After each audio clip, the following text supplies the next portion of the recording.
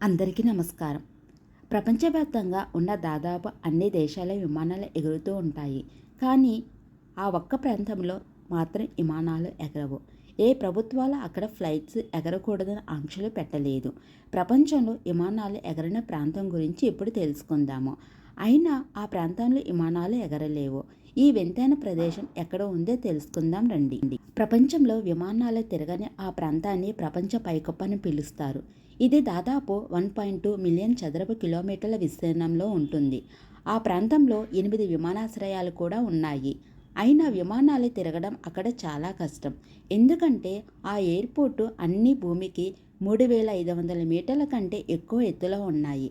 అందుకే ఆ ప్రాంతంలో విమానాలు ఎగరడం చాలా కష్టం. ఇంతకీ ఆ ప్రాంతం పేరు ఏమిటో తెలుసా? సముద్ర మట్టానికి 5 కిలోమీటర్ల ఎత్తులో ఉన్న టిబెట్ పీఠభూమి అది. టిబెట్ పీఠభూమిపై విమానాలు ఎగరకపోవటానికి ప్రధాన కారణాల్లో ఒకటి దాని తీవ్రమైన ఎత్తు. సముద్ర మట్టానికి 5 కిలోమీటర్ల ఎత్తులో ఉండడంతో అంత ఎత్తులో విమాన ఇంజినీర్లు సరిగా పనిచేయవు. అందువల్ల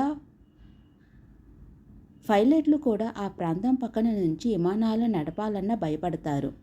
మరో ముఖ్యమైన కారణం ఏమిటంటే వాతావరణం. టిబెట్ పీఠభూమిలో వాతావరణం చాలా వింతగా ఉంటుంది. బలమైన గాలులు ఎటువైపు చూసినా ఎక్కడి నుంచి వీస్తాయో కరెక్ట్గా ఊహించలేని పరిస్థితి అక్కడ ఉంటుంది.